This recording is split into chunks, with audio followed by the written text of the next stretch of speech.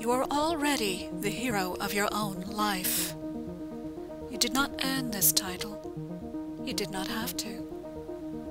You were born the hero. It is your birthright. This is Lynn Serafin. The words I just read are the opening lines from my book, The Garden of the Soul, Lessons from 4 Flowers that Unearth the Self. When we say the word hero, many people imagine someone imbued with superhuman powers, someone who is able to change the world, someone rare, someone exceptional, someone far greater than we could ever be. But along my personal journey of transformation, I have developed my own definition of a hero. To me, a hero is someone who hears the call of his own purpose and answers it. For the first 5 decades of my life, I was dramatically out of touch with my own hero. My lifelong search for my true path took me many places, including a long-term career as a professional musician and a 20-year connection with an Indian temple. But behind a thin veneer of creativity and spirituality, I lived a life full of secrets, darkness, depression, chronic illness, and emotional isolation. As a child, I grew up in a household riddled with mental illness and violence. As an adult, I was a battered wife for 22 painful years. But I was afraid of being judged, so I hid my truths from the world. I stifled my own voice. I taught myself to be silent, to be emotionally numb. It was only by the grace of the compassionate universe in which we live that I finally hit rock bottom in my late 40s. By the time I was 52, I had rebuilt my life completely on every level. I was now single, and I left a fairly successful career in education to become a coach. My chronic illnesses vanished, and my mind and heart filled with love of life. It was then I began to hear the song of my authentic voice, the one that had been speaking to me all those years, but I had chosen to ignore. I began to write poetry and short stories again, just as I had done in my youth before I had abandoned my own hero's call. I had finally found my voice.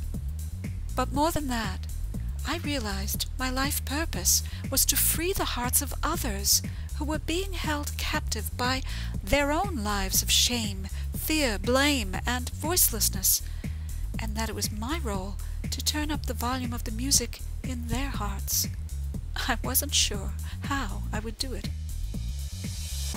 But then, one morning, I woke up and I heard 4 words, as if spoken directly into my ear: give, receive, become, and be.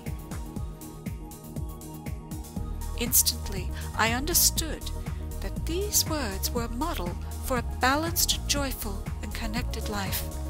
I also knew that this model would be the cornerstone of the book I was just starting to write, The Garden of the Soul, Lessons from 4 Flowers that Unearth the Self. This book is not a how-to book.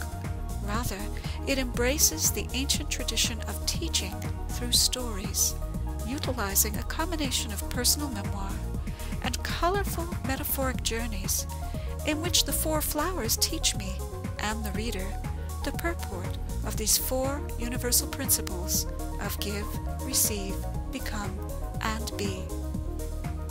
I self-published The Garden of the Soul in April 2009, and it immediately became an Amazon bestseller, both in the UK and the US, in New Age, spirituality, mind, body, spirit, and self-help.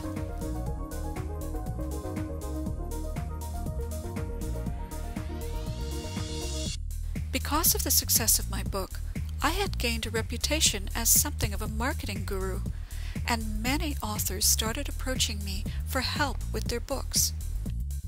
In autumn of 2009, I dedicated myself to coaching and mentoring spiritual writers. I help them get in touch with their own inner hero so they can find their voice. I started an online coaching and learning community called Spirit Authors, where I combine all my talents as an online teacher, a coach, an author, a marketing expert, and a spiritually awake human being, and share everything I know for the purpose of unlocking and empowering enlightened writers so they in turn can unlock and empower their readers. So as I ask for your vote today, I'm not just asking you to vote for me as the author of the book The Garden of the Soul, but also as the author who unlocks other authors.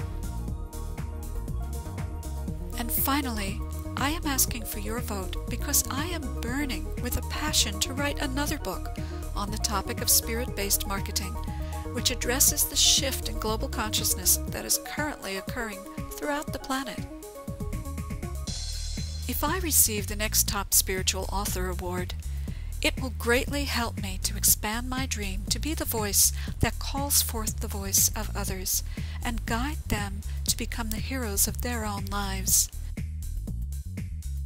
I hope you will give me this opportunity by voting for me today.